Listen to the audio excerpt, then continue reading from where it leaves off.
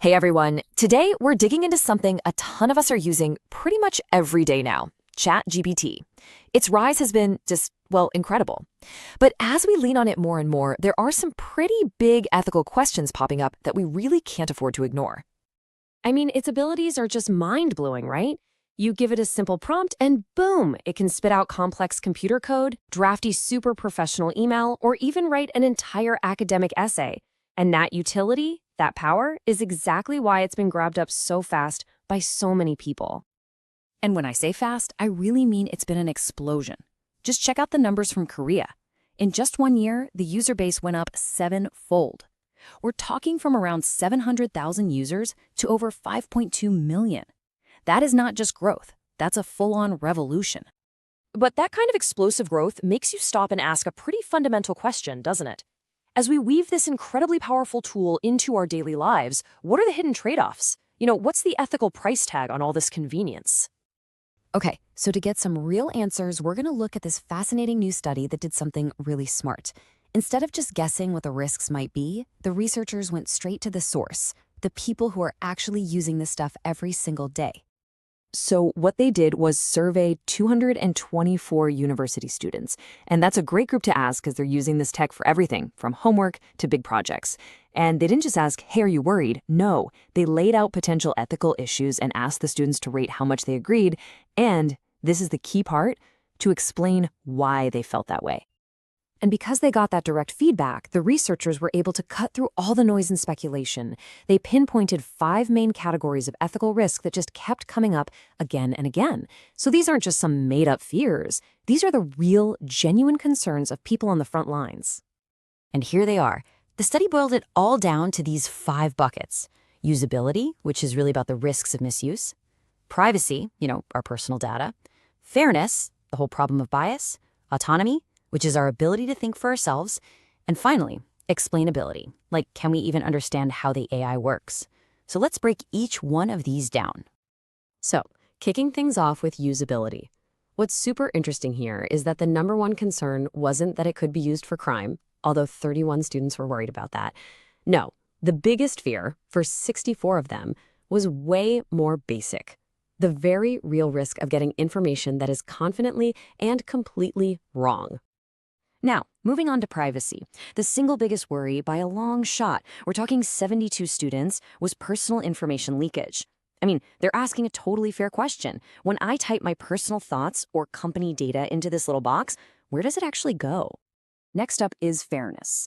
And for 70 students, the big red flag was where the AI gets its information from, which is, the internet, a place that's often filled with bias. Their fear is that if the AI is trained on our existing prejudices, then its answers are just going to reflect and even amplify them.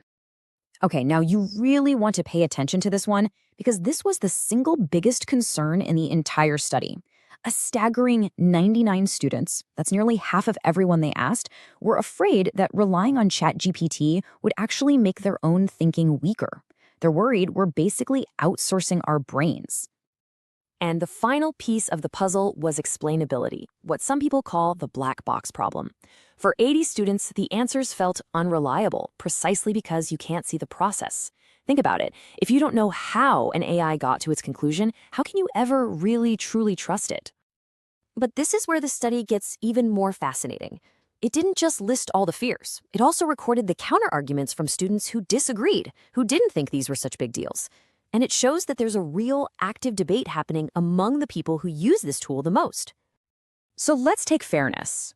On one side, you've got the fear of biased data poisoning the well. But on the other side, some students argue that the AI itself is just a neutral, objective machine.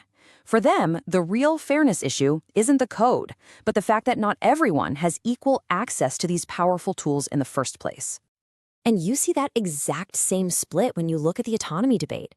Yeah, a lot of people feared they were losing their ability to think for themselves. But others pushed back hard, saying, look, ChatGPT is just a tool. It's an assistant. Their view is that the human is always in the driver's seat, making the final call. It's on us to use it responsibly. So you've got all these valid concerns on one hand and these complex debates on the other. What's the path forward? Well, the researchers didn't say we should ban the tech. Instead, they offered something way more constructive, a clear, practical blueprint for how to teach AI ethics. And their 6-step plan is basically a roadmap. It's all about teaching people to get a real handle on the AI's limits, to be super vigilant about their privacy, and to actively hunt for and question bias.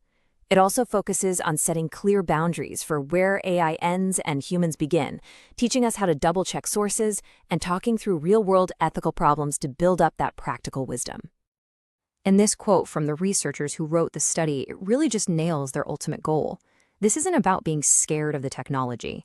It's about finding a smart way forward so that powerful tools like this can become part of our lives, especially in schools, in a way that's responsible and actually helps us.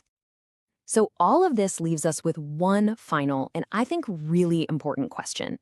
If we agree that AI, like a hammer or a printing press or a calculator, is just a tool, then the biggest responsibility falls on us. It's not about the tool, it's about the person using it.